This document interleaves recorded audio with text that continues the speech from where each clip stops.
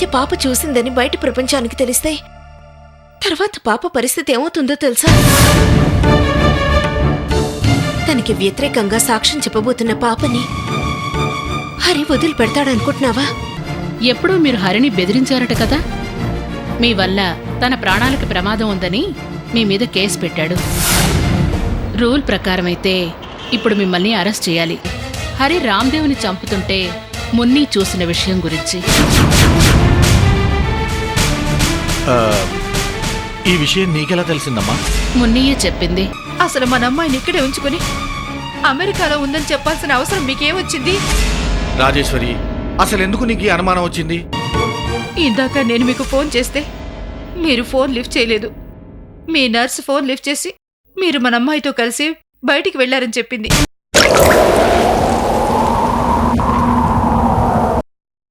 ఇందాక నేను మీకు ఫోన్ చేస్తే మీరు ఫోన్ లిఫ్ట్ చేయలేదు. మీ నర్స్ ఫోన్ లిఫ్ట్ చేసి మీరు మన అమ్మాయితో కలిసి బయటికి వెళ్లారని చెప్పింది.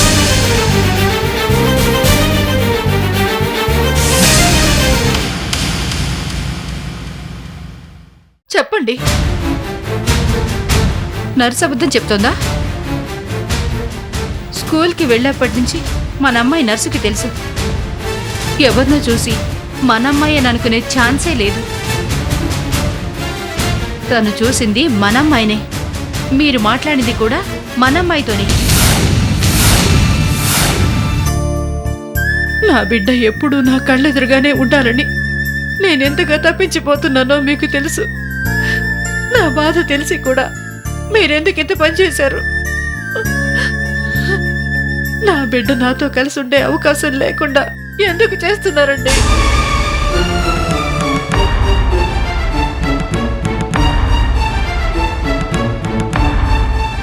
అమ్మాయి ఇక్కడే ఉండి కూడా అమెరికా వెళ్ళిందని ఎందుకు అబద్ధం చెప్పారు? చెప్పండి, చెప్పండి, చెప్పండి. ఎందుకు అబద్ధం చెప్పారు? అబద్ధం చెప్పాను.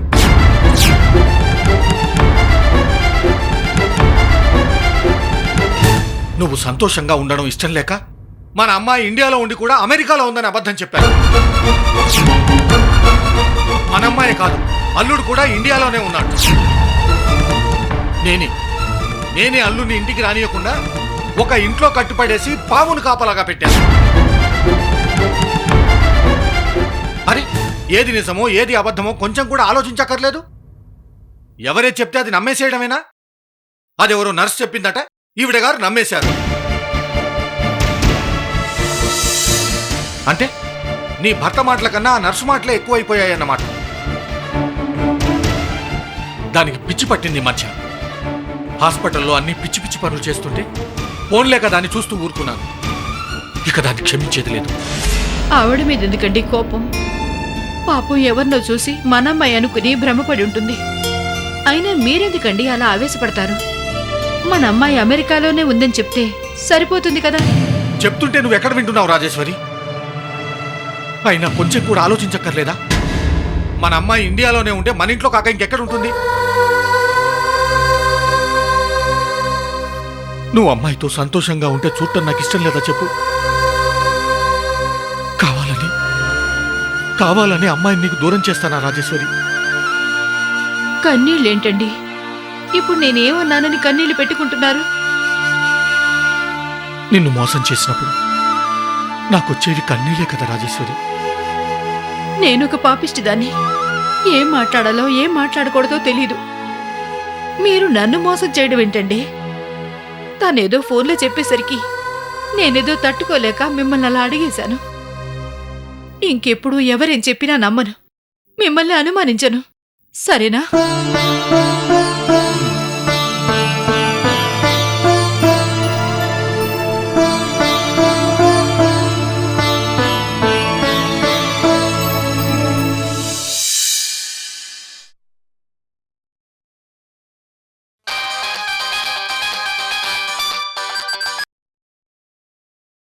హలో, నమస్తే సార్, నేను కానిస్టేబుల్ రాంబాబుని మాట్లాడుతున్నాను.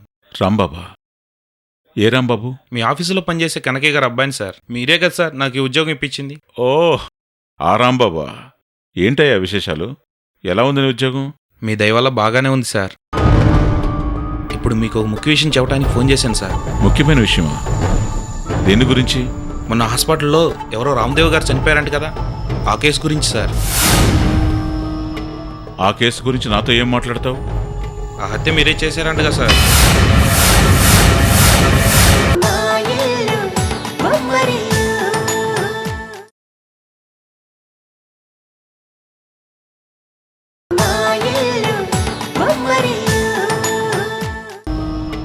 ఆ కేసు గురించి నాతో ఏం మాట్లాడతావు? ఆ హత్య మీరే చేశారంట కదా సార్. చంపేస్తాను. ఆ మాట అనడానికి ఎంత ధైర్యం రా నీకు? ఆహా, నేను అంటాం కాదు సార్. మా సిఐ గారు డాక్టర్ చిరంజీవి గారితో అంటాం విన్నాను సార్. మీరు చంపటం ఎవరో అవినాష్ గారి పాప చూసిందంట సార్. ఎంతైనా మీ మేలు పొందిన వాడిని కదా సార్, అందుకే మీకు ఈ విషయం చెప్తే జాగ్రత్త పడతారని చేశాను సార్.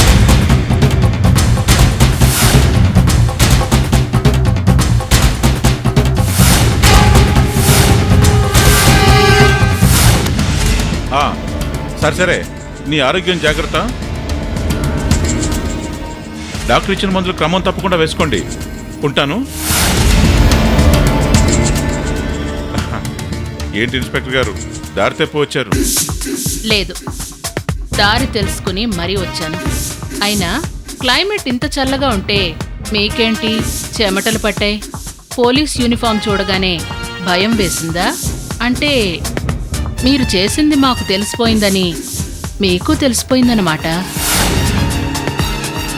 ఇన్స్పెక్టర్, దేని గురించి మాట్లాడుతున్నారు మీరు? మీరు చేసిన దాని గురించే.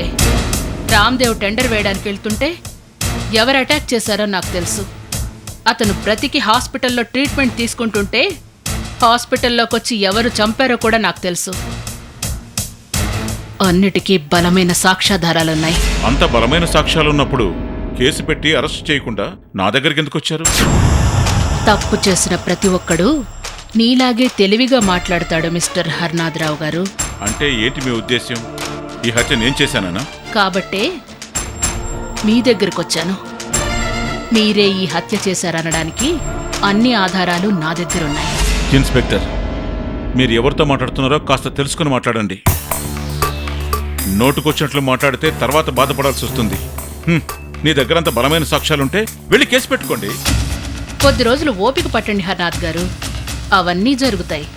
అవసరమైతే సాక్ష్యాల్ని తారుమారు చేయొచ్చు, లేదంటే సాక్షుల్ని లేపేయొచ్చు అన్న ధైర్యంతో పోయి కేసు పెట్టుకో అంటున్నారేమో. ఈ కేసులో సాక్షిని మీరేమీ చేయలేరు. సాక్షి ఎవరో తెలుసా? రాజేంద్ర.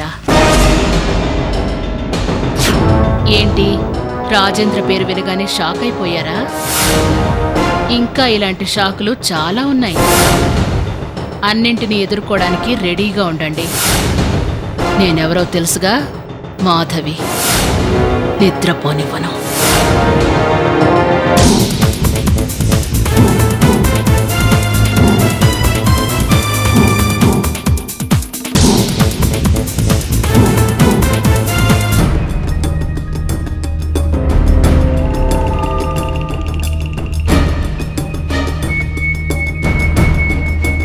రాత్రి రాజేంద్ర ఈ హత్య ఎందుకు చేశావు అని అడగడానికి కారణం ఇదన్నమాట.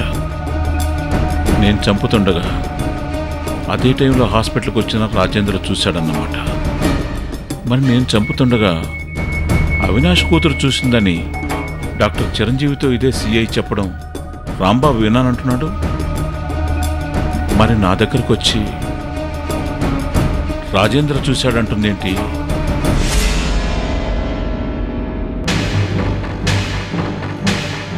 ఇంతకీ ఇప్పుడు అవినాష్ కూతురు చూసినట్ట, లేక రాజేంద్ర చూసినట్ట? ఖచ్చితంగా ఎవరో ఒకరు చూసే ఉండుంటారు. లేకపోతే ఈ సిఐ నా దగ్గరికి అంత ధైర్యంగా రాదు. అసలు ఇద్దరిలో ఎవరు చూశారన్న దాని గురించి కన్ఫ్యూషన్ దేనికి? ఇద్దరిని అడ్డు తొలగించుకుంటే పోలా.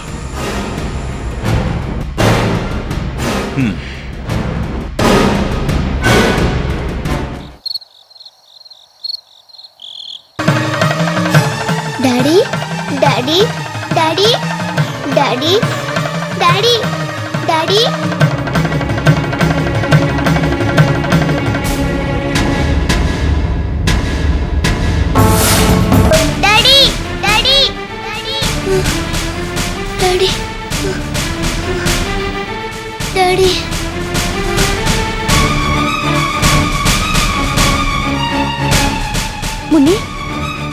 ఏమైందమ్మా? మున్ని, ఏమైంది?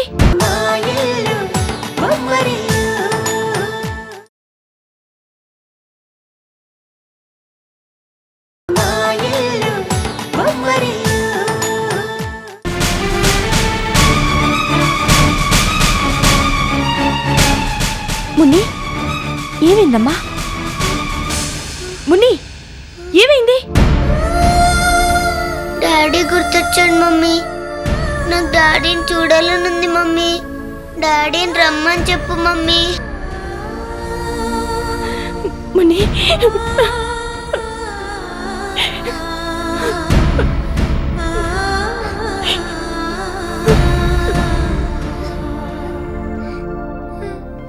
ఐదేళ్లు పెంచి పెద్ద చేసినందుకే నీ తండ్రితో ఇంత అనుబంధం పెంచుకొని నెల రోజులు కనిపించకపోయేసరికి ఇంత బాధపడుతున్నావే. 20 ఏళ్లు నన్ను పెంచి పెద్ద చేసిన నా తల్లిదండ్రులు శాశ్వతంగా దూరం అయిపోయినందుకు నా బాధ ఎవరితో చెప్పుకోవాలి? అసలు బిడ్డల్ని కనడం ఎందుకు? ఇలా ఒంటరి వాళ్ళని చేసి వదిలేసి వెళ్ళిపోవడం ఎందుకు? నువ్వు డాడీతో మాట్లాడాలి, అంతే కదమ్మా?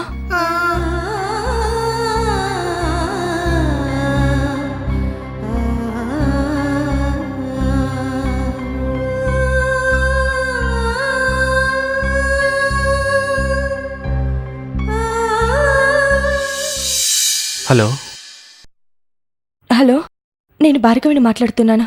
ఎలా ఉన్నావు భార్గవి? పాప ఎలా ఉంది? ఇక్కడ మేవెలా ఉంటే మీకెందుకులేండి?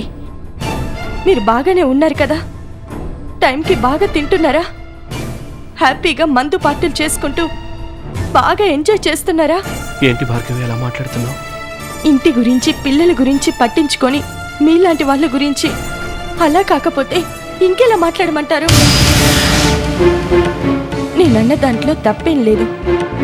ఎంత బిజీగా ఉన్నా కన్న బిడ్డని పట్టించుకోలేనంత తీరిక లేని తండ్రి ఎక్కడ ఉండరండి. మీరలా ఉన్నారంటే కన్న బిడ్డని మర్చిపోయేంత పనులు ఎక్కువైపోయాయన్నమాట. అసలు మీరు అక్కడేం చేస్తున్నారు?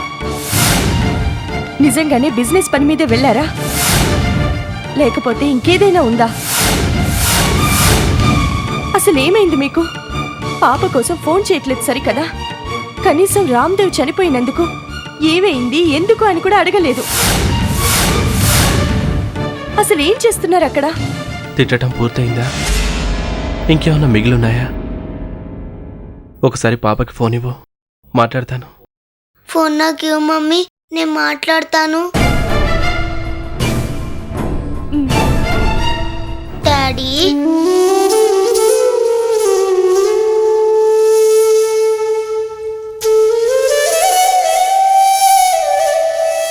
మున్ని, ఎలా ఉన్నావు నాన్న?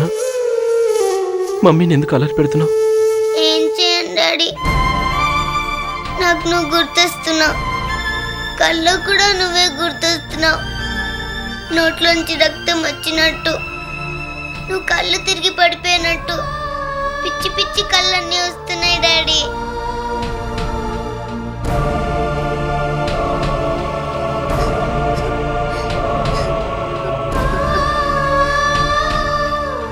నాకు నిన్ను చూడాలనుంది డాడీ. ఎప్పుడు వస్తున్నావు? కనీసం నీ బర్త్డేకైనా వస్తావా డాడీ? నా బర్త్డే ఇంకా నీకు గుర్తుందా అమ్మా?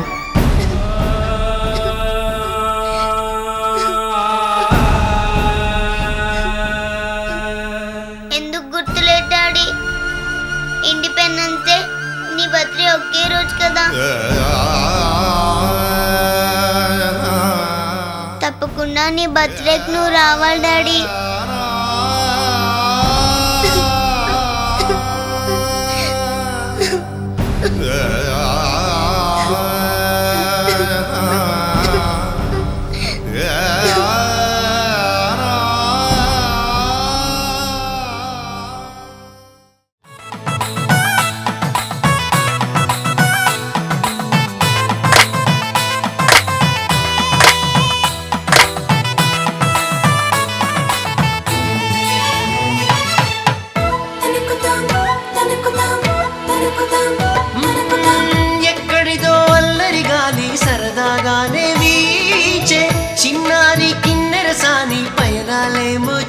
చూసి